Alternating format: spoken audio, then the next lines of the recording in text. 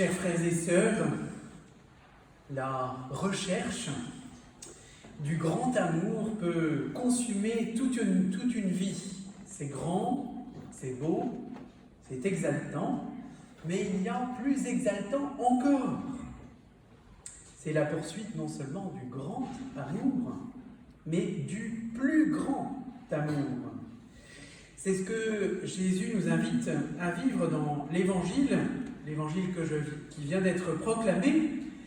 Et le Seigneur nous invite à le vivre à sa suite, lui qui dans cet Évangile s'apprête à donner sa vie, à livrer sa vie sur la croix qui manifeste son infini amour pour chacun d'entre nous.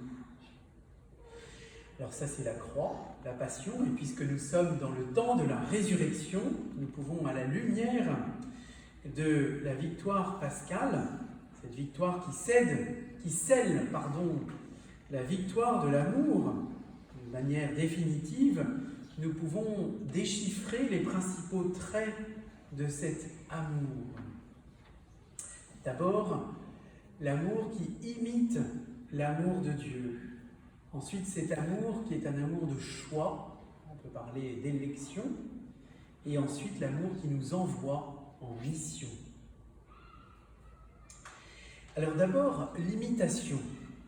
Vous allez me dire, et s'il y a des artistes parmi vous, vous serez très sensibles à cela, l'artiste qui se met simplement à faire un objet d'art en imitant ce qui a déjà été fait est un mauvais artiste. Ce n'est que la reproduction du même et cela ne produit rien de nouveau. Alors que dans le domaine de la charité, dans le domaine de l'amour, cette imitation nous dit bien la qualité suprême de cet amour. Celle qui consiste à se conformer à ce Dieu dont Saint Jean, Chloé nous l'a lu tout à l'heure, se conformer à ce Dieu qui est amour. C'est bien dans cet ordre-là. Dieu est amour. Ce n'est pas l'amour qui est Dieu. Alors ce sont, nous l'avons entendu dans l'Évangile, deux phrases clés qui nous permettent de dire cette imitation. Deux petits mots, comme le Père m'a aimé, dit Jésus, moi aussi je vous ai aimé. Comme le Père m'a aimé, moi aussi je vous ai aimé. Et cette autre phrase de Jésus un peu plus loin, aimez-vous les uns les autres comme je vous ai aimé. Les mots originaux dans ces phrases ne sont pas l'amour ou le verbe aimer, c'est le comme qui donne l'indice de la manière dont nous avons à le vivre. Cet amour, vous l'avez entendu dans l'Évangile, est le plus grand qui soit. Il n'y a pas de plus grand amour que de donner sa vie pour ceux que l'on aime.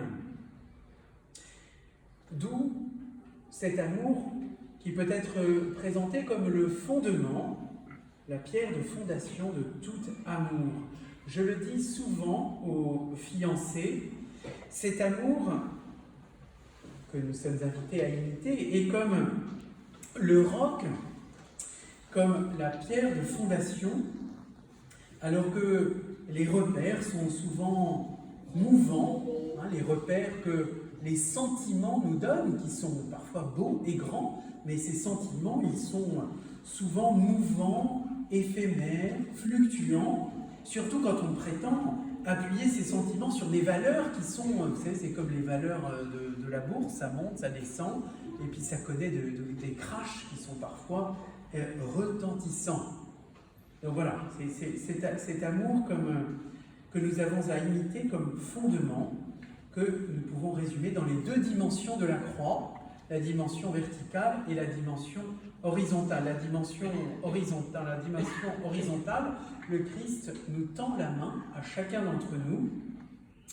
Il le fait d'autant mieux qu'il est enraciné dans l'amour du Père. De même, nous qui sommes invités à aimer le prochain, nous le faisons en étant branchés sur la source de l'amour.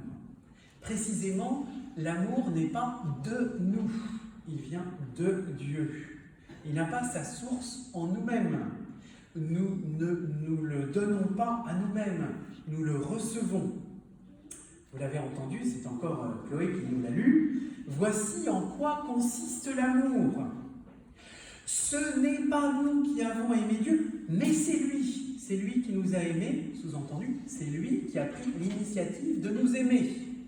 Et vous voyez bien, et c'est un sujet vraiment d'émerveillement, c'est un amour qui est infiniment prévenant, qui nous dépasse parce que nous n'en sommes pas la source et que nous le recevons gratuitement. Dire la gratuité de l'amour, c'est dire la gratuité de l'élection. Alors l'élection, c'est peut-être un mot qui fait un peu peur, parce qu'il y en a dans quelques semaines. C'est très important dans notre République et notre démocratie.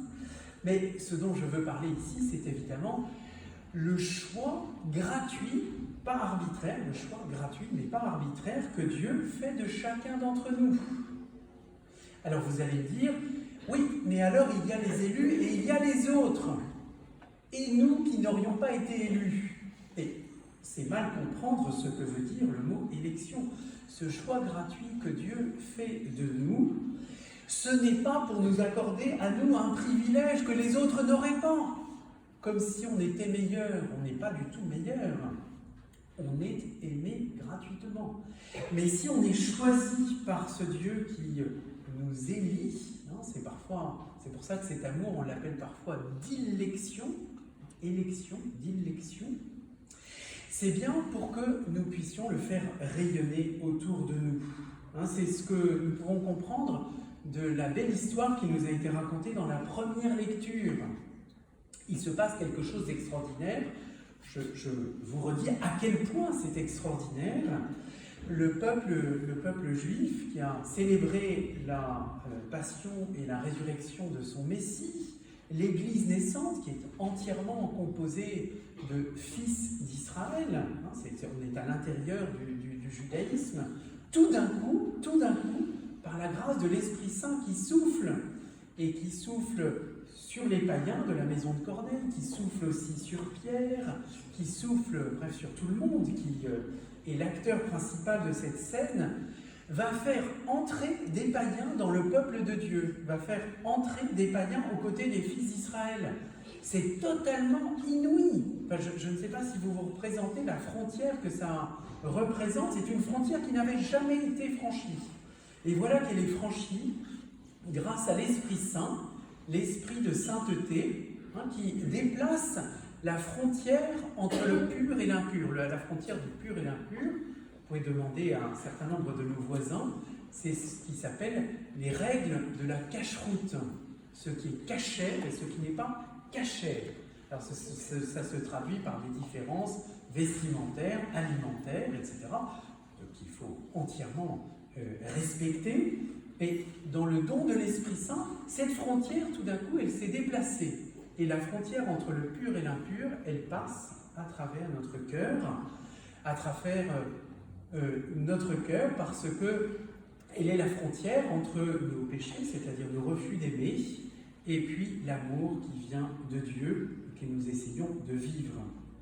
Alors, à partir de là, nous pouvons comprendre que notre mission est grande, puisque précisément ce n'est pas un privilège qui nous est donné, mais bien une mission, une responsabilité de transmettre cet amour que nous avons reçu. Il y a une petite phrase dans un autre évangile où Jésus dit à ses disciples « Vous avez reçu gratuitement, à votre tour, donnez gratuitement. » Je termine par là, c'est la phrase qui résume tout, qui est la dernière phrase de l'évangile que nous avons entendu. « Ce n'est pas vous qui m'avez choisi, dit Jésus à ses disciples. » Et ça s'applique à chacun d'entre nous. « C'est moi, hein, dit Jésus, qui vous ai choisi et établi, afin que vous alliez, que vous portiez du fruit et que votre fruit demeure. » Voilà, quant au fruit que nous sommes appelés à porter, là aussi c'est un don qui ne nous appartient pas,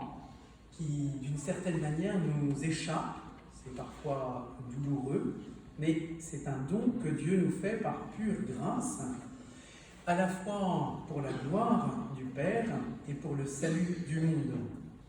Alors en cette messe que nous célébrons, ce jour où Chloé va communier pour la première fois, nous pouvons faire mémoire du fait que l'Eucharistie ou la messe, qu'on appelle aussi le sacrement de l'amour, le signe de l'amour, est aussi le lieu où nous pouvons venir puiser à la source, comme le disait le pape François encore récemment. L'Eucharistie à laquelle nous sommes appelés à participer chaque dimanche a pour objectif de former en nous le cœur du Christ.